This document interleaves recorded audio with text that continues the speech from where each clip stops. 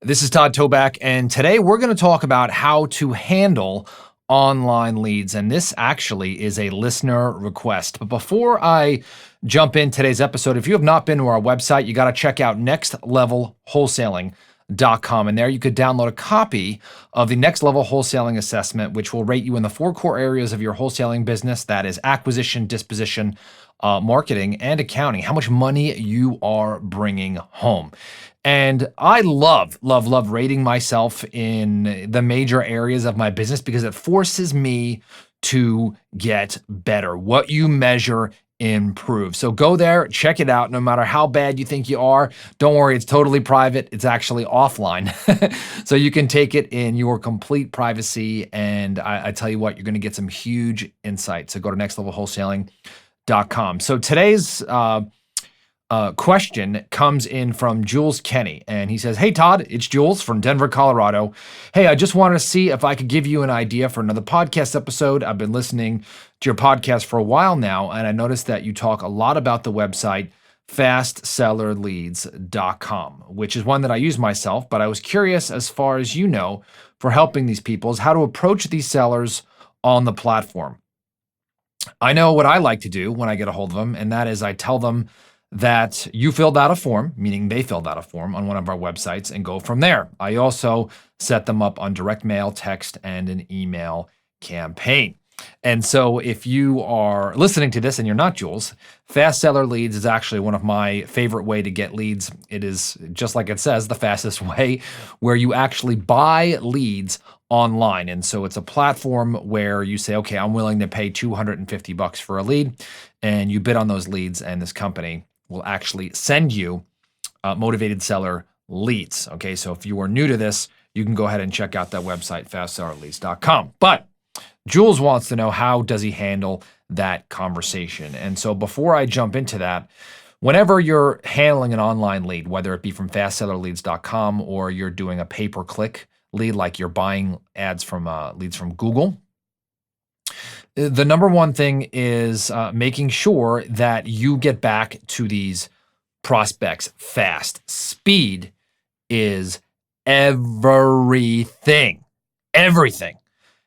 Do not tell me, or do not ask me how to talk to these sellers if you're not getting back to these sellers within seconds. Hopefully you're answering the phone live or within minutes of calling you. Long story short, my dishwasher, and I've told this story multiple times, but it keeps on happening in my life, right? So my dishwasher broke, and long story short, I called the repairman, didn't get a hold of the first repairman that I spoke to. My wife is like, I want this fixed right now. I call a second repairman, doesn't answer the phone. I call a third repairman, doesn't answer the phone. And then I proceed to go online to Lowe's and buy a new dishwasher, okay?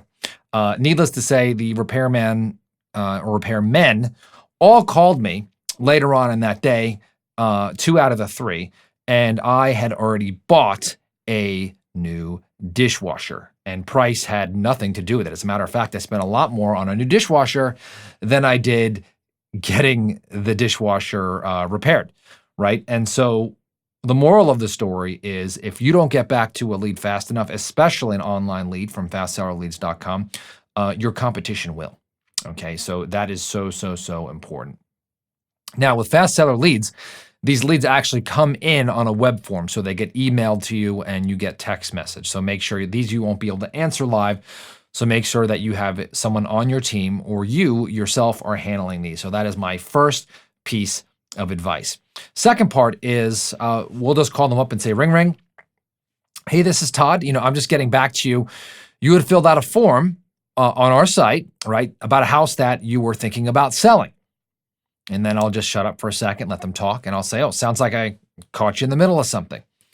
Now, one of two things may happen. They say, oh, yeah, I filled out a couple of forms. Or number 2, they're going to completely deny it. Okay, so the first thing is, if they say, yes, I did fill out a form, I'll say, great. I'll say, sounds like I caught you in the middle of something. Okay, and make it a little awkward. I pull away. This is something I talk a lot about in the no limits selling system. You have to pull away, right? Because now you're calling them. And so if you pull away, they're going to follow you. Very, very, very important. If you want a free copy of that script, by the way, you can go to nolimitsrealestateinvesting.com/script. It's totally for free. It's the same script that we've used to do over 1,400 deals. So go ahead and check that out. But you've got to pull away. Now, after that, you should go onto the script if they're going to continue down the path that they did fill out a form. If they don't and they deny it, right? Well, it still could be a lead. And so the first thing I'll say is, oh, okay, maybe somebody else submitted this on your behalf, or maybe this is a mistake. Quick question. You don't have a house that you're thinking about selling, do you? And then I shut up, right? This was probably a mistake, but you don't, I don't even know how I got this, but you don't have a house you're thinking about selling, do you? Right? And so I pull away, I sound confused. I'm not going to convince them they filled out a form, right? Arguing with them is a waste of time, right? I don't need to win this conversation, and neither do you. I don't need to create conflict. And so at that point, obviously, if they still deny it and hang up, I'm going to put them in my follow-up system, because maybe they did fill it out. Maybe they were embarrassed. Maybe they changed their mind. And so just put them in your follow-up system.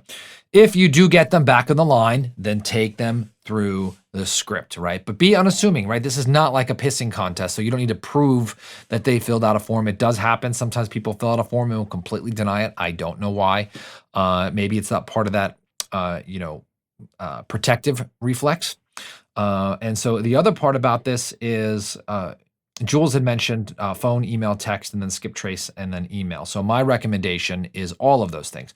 You want to contact them early, and you want to contact them often.